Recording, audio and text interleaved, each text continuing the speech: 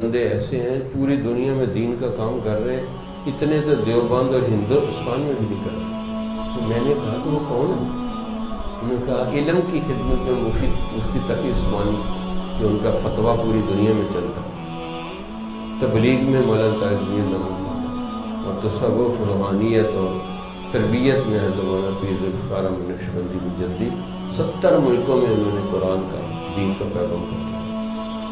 At a time حضرت قٹسم ایک شہر ہے روس کا، جب روس ٹوٹا تھا گئے تھے، 2 گھنٹے سوالوں کے جواب دیے ایک کلب میں، 45 بڑے بڑے سائنسدان ایک وقت میں مسلمان کر دیے، ایک وقت میں ان کو کلمہ پڑھا، بڑے بڑے کام کیے حضرت۔